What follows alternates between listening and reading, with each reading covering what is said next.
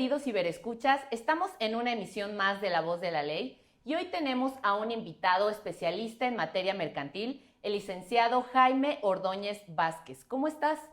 Bien, gracias, mucho gusto. Gracias por la invitación y gracias a nuestros ciberescuchas.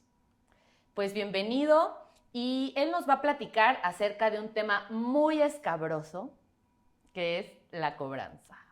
Sí, la cobranza hoy en día, después de que la actividad económica se detuvo y comienza a reactivarse, empiezan a surgir las deudas pendientes de pago y las personas quieren y las empresas quieren recuperar su dinero. Entonces vamos a platicar algunos temas relacionados con la cobranza, cómo hacerla efectiva y de alguna manera incluso cuando ya no se puede cobrar el beneficio fiscal que se puede obtener. Wow, eso es muy importante. Por favor, no hay que olvidar tocar ese tema. Y bueno, ¿con qué empezamos? ¿Nos puedes hablar también de pagarés, cuándo caducan, qué cosas se pueden hacer extrajudiciales o cómo es que lo podemos manejar? Vamos a empezar primero por qué juicios tendrían que llevarse y cuál sería el proceso para una cobranza. Bien, pues mira, te platico. Generalmente cuando un negocio o una persona decide prestar dinero a otra, requiere documentar ese préstamo para que tenga el documento que después le sirva para reclamar, en su caso, el pago y los intereses que se puedan generar.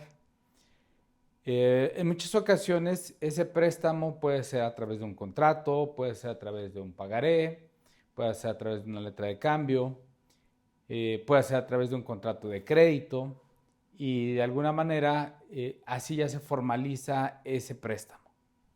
Después en ese documento se establece una fecha de pago en la que se tendrá que devolver el préstamo, en su caso los intereses que se contemplen y la jurisdicción, es decir, a qué tribunal le va a corresponder conocer en caso que haya una controversia, en el caso de una demanda. Ya teniendo esos elementos, pues bueno, se le dará seguimiento. ¿Qué sucede cuando el deudor deja de pagar? Cuando el deudor comienza a retrasarse. Es ahí cuando las empresas o las personas deben llevar a cabo una cobranza preventiva, ¿ok? Ok. Con la finalidad de que puedan recuperar con prontitud ese importe y no se les vaya a una situación de impago prolongada. Ok, ¿cómo hacemos eso? Porque cuando alguien se acerca a pedirnos dinero o que requieren algún préstamo, a lo mejor sí tenemos la solvencia, pero llegan con su carita de, por favor, préstame. Y ya después ni siquiera te quieren hablar, ya no contestan llamadas, mensajes, te bloquean. Es un verdadero relajo. Entonces, ¿cuál es esta forma de hacerlo como preventivo? Sí, claro. Bueno, cuando tú decides prestar de manera personal dinero a algún amigo, toma en cuenta que está en riesgo incluso hasta tu amistad, ¿no? Sí, sí. No debería de ser así porque, bueno, pues ha habido, perdón, amistades que se terminan o se quebrantan por un préstamo. Por un préstamo, exactamente. Y de alguna manera, independientemente de esa gran confianza que le puedas tener a esa persona que le vas a prestar, sí es preferible que documentes el compromiso porque le da formalidad y de alguna manera a la otra persona que está recibiendo el dinero le hace sentir que requiere cumplirte Es ese cierto, compromiso es y que cierto. sabe que tienes un documento que si no cumplen su pago, pues lo puedes incluso llevar a un juicio.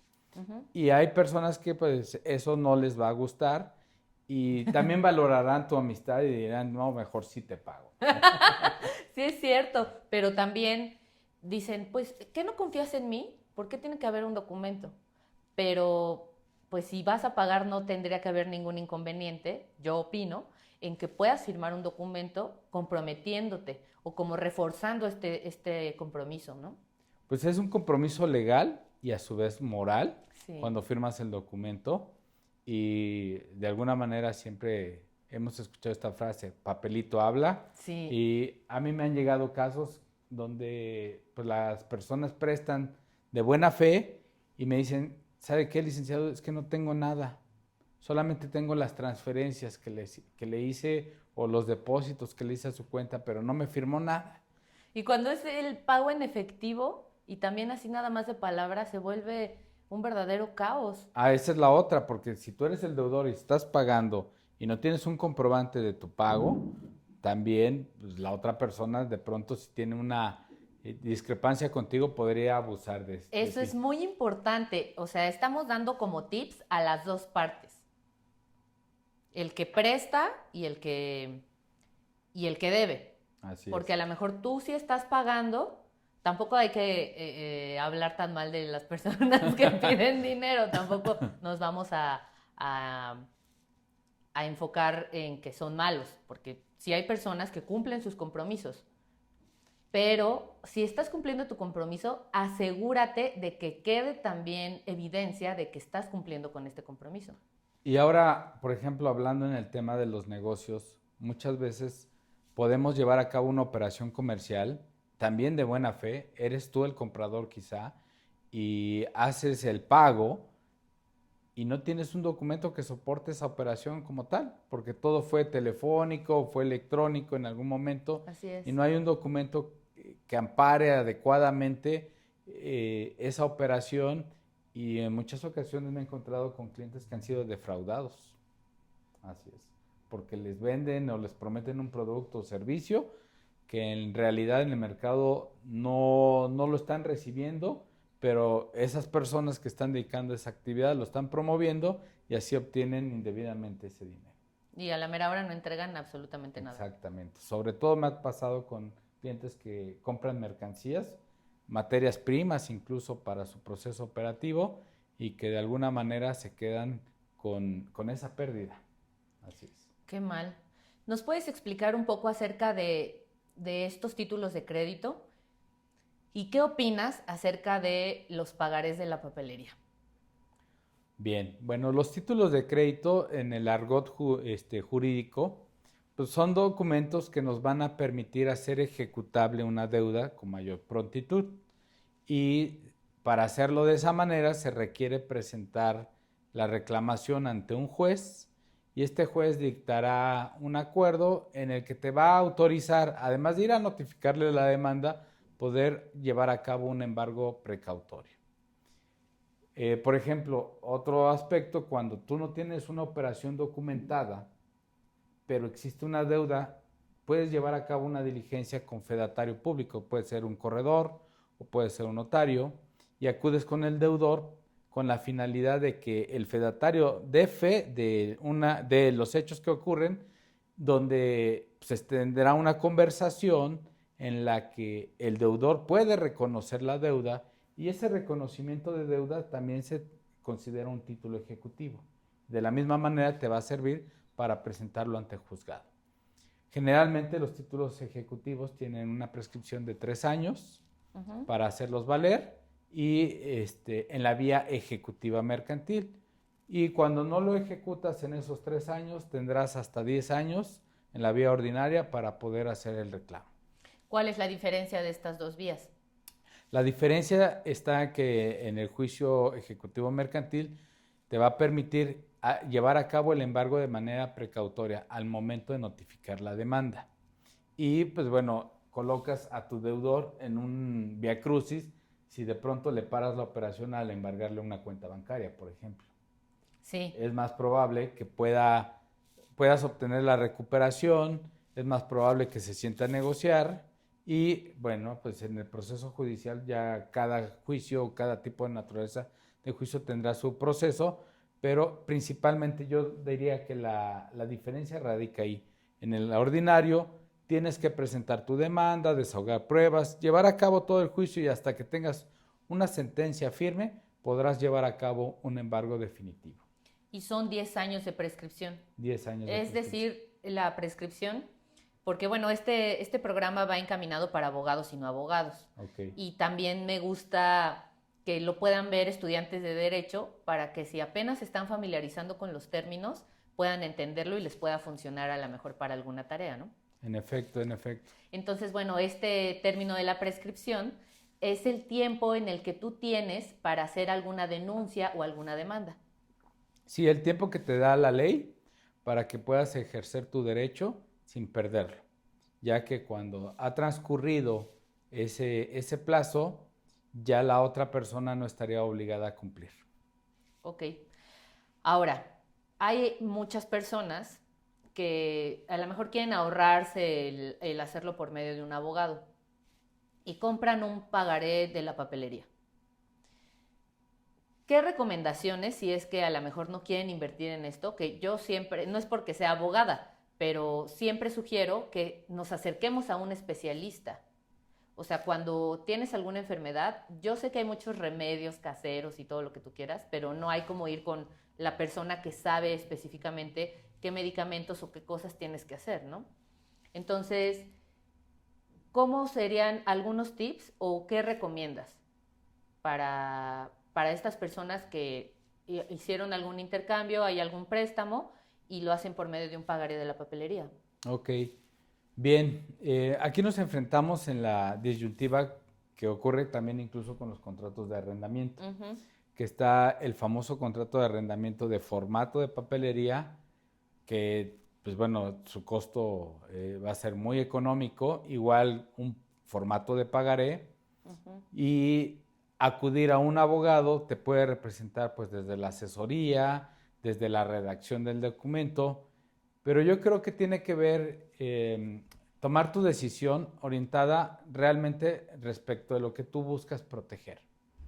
Si tú consideras que el formato del documento de la papelería te va a proteger al 100 tus derechos, porque tendrá algunos aspectos legales que sí se cubren, Ujú. pero si tu operación tiene características o aspectos muy importantes que tú quieras que queden documentados, siempre será mejor que acudas con un especialista que te ayude a elaborar ese documento para que proteja tu operación, ya sea comercial, o proteja ese préstamo que vas a otorgar, para que no sea nada más de palabra. Sí, porque ahora también con la tecnología, los descargas de internet, bueno, he visto que muchas personas En San Google. en San Google lo descargan y después se acercan con nosotros, ya que no lo pueden cobrar porque no tiene esas especificaciones, no está siendo, eh, pues sí, valga la redundancia, específico en qué es lo que necesita tu negocio, tu empresa, y no estás protegido. O si lo haces Exactamente. como persona física también, ¿no? Exactamente. No Tanto estás una empresa protegido. como una persona física pueden utilizar un pagaré para una operación. Así es. Ok, y ahora, ya que llevamos todo este proceso, los embargos. También he visto muchísimo que hay embargos que no son legales. O sea, ¿cómo sería un embargo legal? Llegan, hay algunos que rompen chapas Ok. y hacen un verdadero Bueno, relajo. aquí me gustaría retomar un poco desde la cobranza extrajudicial que llevan a cabo algunas financieras o casas de crédito, donde solían enviar por correo su carta de cobro, donde amenazaban Amenazaban. a la persona que se iba a llevar a cabo una diligencia de embargo en su domicilio, y que si también no pagaba prácticamente ya estaban en la cárcel. Bueno, eso hoy en día está ya tipificado como delito, Ujú, como una cobranza ilegítima, ujú. lo cual, pues bueno, uno como deudor en todo caso también tiene ese derecho de hacerlo valer, presentar, ya sea de manera administrativa ante la Conducef o allá ante el Ministerio Público si consideras que puede ser un delito este tipo de amenazas, pero los embargos forzosamente solamente son autorizados por una autoridad judicial. Y para ello debe haber una orden por escrito, debe asistir un funcionario del juzgado que te va a mostrar la orden, te va a explicar por qué te van a embargar, ya sea que tú fuiste parte de un juicio, quizá no compareciste al juicio, ya es otra circunstancia, pero si está esta orden judicial, están autorizados. También en la misma orden se establece por parte del juez la autorización para ese funcionario judicial de, en su caso, romper cerraduras si hubiera necesidad para llevar a cabo todo el proceso del embargo. ¿También está autorizado entonces Sí, también romper se autoriza. cerraduras, bueno, También las chapas? se autoriza en los autos de ejecución Mejor paguen, por favor. y se pide también el auxilio de la fuerza pública. Por eso de pronto Sí, llegan los granaderos, los oficios. Y es importante que esto sea a través de un expediente que esté tramitándose en juzgado. Nadie puede llegar a molestarte a tu casa y decirte que te va a embargar si no trae una orden judicial. mucho ojo con eso. Deben de estar muy pendientes.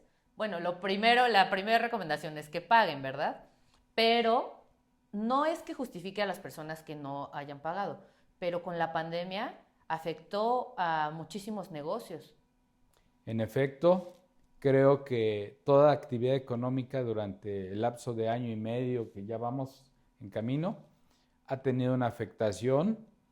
Pues bueno, parte de ese proceso de no cerrar negocios era también poder pagar esos negocios que requerían, que eran acreedores de una deuda. Sin embargo, en muchas ocasiones no se pudieron llevar a cabo pagos y eso fue llevando al cierre de negocios y deudas impagadas que en algún momento han generado una afectación global. ¿Sí? ¿Y qué es lo que requerimos? Cuando tú tienes una deuda, debes de ser muy, bueno, desde que vas a pedir el préstamo, debes de ser consciente de tu capacidad de pago. Y para eso también el que te va a prestar, pues te va a decir exactamente cuál es su capacidad de darte crédito. Exacto. O cuando tú vas a contratar un servicio, también debes de ser honesto en cuanto a que puedas pagar ese servicio. Porque también no se vale que un proveedor te esté dando un servicio, te esté dando materia prima incluso, y no le pagues. Entonces, porque solamente quieres el beneficio para ti. Y cuando te encuentras en una situación operativa y económica que ya no te permite pagar porque las deudas pues, te han comenzado a rebasar, es importante que busques reestructurar tus deudas, que incluso las logres concentrar en una sola deuda, porque muchas veces el tener deudas en diferentes entidades financieras te va a generar una gran cantidad de intereses que esa deuda se comienza a ser impagable. Pides en una para pagar otra y así se empieza a hacer una bola de nieve. Es un muy mal hábito ese. Y también quiero preguntarte, bueno, esto es como de personas físicas o de empresas, pero más enfocado a empresas más grandes. ¿Qué tienes que comentarnos con respecto a lo que significa el concurso mercantil? Ah, bien. El concurso mercantil, pues es un mecanismo donde existe una persona que es deudora, una persona moral que es deudora, que en algún momento ya no tiene la capacidad de sufragar pues los compromisos económicos y muchas veces esto le va a permitir para ir ordenando o formando incluso a sus acreedores. La misma persona moral que tenga ese problema puede convocar al concurso mercantil a todos sus acreedores con la finalidad tal vez de no perder la empresa, de poderla ir restaurando financieramente e ir estableciendo un plan de pagos con sus deudores. El concurso mercantil principalmente va a ir orientado a negociar. Va a haber una intervención por parte de un síndico que va a administrar la empresa y le va a permitir a una empresa pues tal vez tener más vida. ¿Qué pasa por el otro lado cuando los acreedores más bien están buscando cobrar y la empresa deudora se esconde, no cumple con sus compromisos? También ellos pueden promover el concurso mercantil con la finalidad de que esa empresa se someta a concurso. Si tú sientes que eres uno de los principales acreedores, también te puede funcionar para cobrar esa deuda. Entonces, finalmente es un mecanismo jurídico que te va a permitir poner en jaque a una empresa o tratar de salvar a tu empresa a través del concurso mercantil. Siempre y cuando también exista una disciplina en donde pues ya los recursos que ingresen por la operación de esa empresa pues van a ser distribuidos principalmente para el pago de las deudas. Excelente. Bueno, ¿y tienes algo más que nos quieras comentar con respecto a estos títulos de crédito? Pues bueno, hay un tema que habla sobre la naturaleza del tipo de asunto. si la autonomía de los títulos de crédito son tales o van relacionadas con un contrato. En muchas ocasiones se hacen operaciones y se establece un contrato y se manejan los pagares como garantías. Ujú. Entonces, ¿Te refieres por ejemplo, la renta de un departamento puede y que ser, son 12 pagarés y que es mínimo, no sé, un año y que te los van dando o los van rompiendo en así es. cuanto Y vas pagando? ahí puede ser pues una relación de carácter civil que es el arrendamiento Ujú, y no propiamente una relación de carácter mercantil que deriva del pagaré, ujú. porque son de naturaleza diferente. Y en muchas ocasiones se puede prestar a un mal uso, eso es a donde iba, donde te hacen firmar documentos como títulos de crédito, como garantía de contratos para que si en su caso llegas a incurrir en incumplimientos, tengan dos frentes de poder ejecutarte el pago de la deuda, tanto en el ámbito del contrato como en el Ujú, ámbito del pagaré. ujú. Y bueno, aquí dependerá mucho que te asesores adecuadamente por un especialista en la materia para que te pueda defender y si debe de prevalecer la autonomía del pagaré, pues así será, si realmente tu relación fue de naturaleza mercantil. Pero si tu relación fue de naturaleza civil y se está tratando de usar estos pagarés, la defensa te puede ayudar a que esos pagarés pierdan su efectividad mercantil con la finalidad de que se demuestre que provienen de un acto de naturaleza civil y los logre nulificar en ese sentido. Oye, qué buen tip, ¿eh? Así Es es, muy común esto de los contratos de arrendamiento con pago de de pagarés. pagarés. Así es, porque bueno, se busca en muchas ocasiones que haya un fiador Ujú, y luego el fiador pues no lo logran tener ujú. o un aval y le dicen pues fírmame pagarés. Entonces, se puede perder la efectividad de esos pagarés, ¿eh? Este tip es para que lo hagan desde el punto de crecer, de que no sean víctimas de una injusticia, no que vayan a Así es. aprovecharse, por favor. Ok, bueno, pues muchas gracias por haber venido y nada más les quiero dejar como reflexión la importancia de pagar las deudas, de que las personas que van a prestar dinero tengan un papel y un documento que los respalde y que se acerquen a los especialistas para que no quede solamente en una descarga de internet, en comprarlo en la papelería, porque a veces puede salirles más caro el que no se haya llenado de la forma correcta y que no tenga las especificaciones que requieren para después poder cobrarlo. Y pues muchas gracias nuevamente. Brenda, muchas gracias por la invitación. Me gustaría decirle a los ciberescuchas que en el momento que ustedes tengan la necesidad de pedir un préstamo, evalúen mucho su capacidad de pago. Fíjense muy bien en lo que van a firmar. Si lo que van a firmar les causa mucha inquietud, asesórense. Sí, Busquen siempre asesoría, es su derecho también como deudores que van a hacer o como acreedores. Es muy importante que no solamente lo hagas de buena fe.